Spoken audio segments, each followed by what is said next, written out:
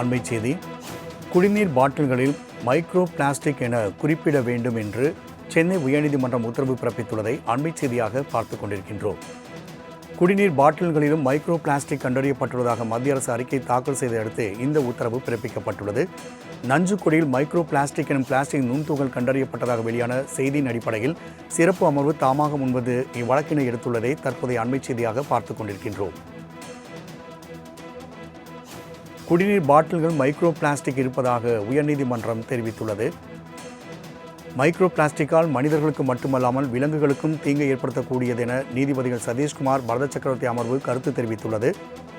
கூடுதல் விவரங்களை செய்தியாளர் கிருஷ்ணமூர்த்தி வழங்க கேட்கலாம். கிருஷ்ணமூர்த்தி, குடிநீர் பாட்டில்கள் மைக்ரோ பிளாஸ்டிக் இடம்பெற்றிருப்பது குறித்து எச்சரிக்கை வாசகம் இடம்பெறச் செய்ய வேண்டும் என்று சென்னை உயர்நீதிமன்றம் உத்தரவிட்டுள்ளது. இது குறித்தான கூடுதல் விவரங்களை பதிவு செய்யலாம்.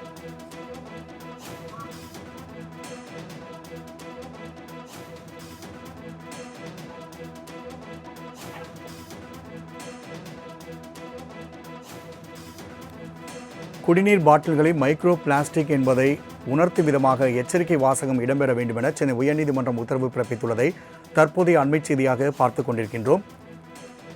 மத்திய அரசினுடைய உத்தரவின் காரணமாக தாமாக முன்வந்து வழக்கை எடுத்துக்கொண்ட சென்னை உயர்நீதிமன்றம் இந்த உத்தரவை பிறப்பித்துள்ளது. கூடுதல் விவரங்களை செய்தியாளர் கிருஷ்ணமூர்த்தி வழங்க கேட்கலாம். கிருஷ்ணமூர்த்தி, சென்னை உயர்நீதிமன்றம் குடிநீர் பாட்டில்களில் மைக்ரோ பிளாஸ்டிக் இடம்பெற்றிருப்பது குறித்தாக எச்சரிக்கை வாசகம் இடம்பெற செய்ய வேண்டும் என தெரிவித்துள்ளது.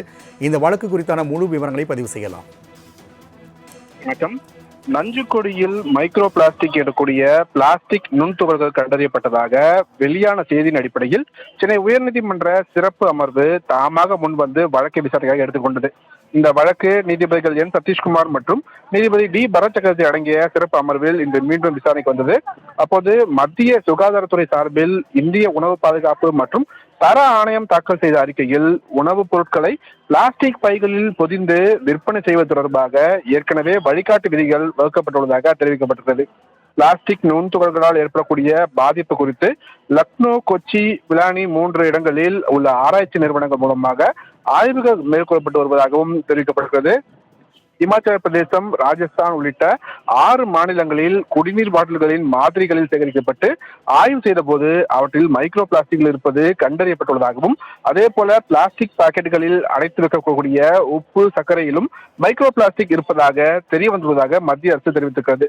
இந்த அறிக்கையை ஆய்வு செய்த நீதிபதிகள் மைக்ரோ பிளாஸ்டிக்கால் மனிதர்களுக்கு மட்டுமல்லாமல் விலங்குகளுக்கும் தீங்கு ஏற்படுத்தக்கூடியது என்றும், அன்றாடம் பயன்படுத்தக்கூடிய குடிநீர் பாட்டில்களில் மைக்ரோ பிளாஸ்டிக் துகள்கள் கண்டறியப்பட்டுள்ளதால் அவற்றில் எச்சரிக்கை வாசகங்கள் இடம்பெற செய்ய வேண்டும் என குடிநீர் பாட்டில் உற்பத்தி நிறுவனங்களுக்கு அறிவுறுத்த மத்திய அரசுக்கும் நீதிபதிகள் உத்தரவிட்டிருக்கிறார்கள். மேலும் ஆய்வுகள் ஆரம்ப நிலையில் இருப்பதால் எச்சரிக்கை வாசகங்களை இடம்பெற செய்தால் மக்களிடையே குழப்பம் ஏற்படும் என இந்திய உணவு பாதுகாப்பு மற்றும் தர ஆணையம் தரப்பிலும் தெரிவிக்கப்பட்டது. இதையடுத்து ஆய்வுகளை விரைந்து முடிக்க அறிவுறுத்திய நீதிபதிகள் அதுவரை எச்சரிக்கை வாசகங்களை ஒட்ட வேண்டும் என குடிநீர் பாட்டில் நிறுவனங்களுக்கு உத்தரவிட்டு விசாரணையும் தள்ளி வைத்திருக்கிறார்கள். ராம்குமார். கிருஷ்ணமூர்த்தி, தகவலுக்கு நன்றி.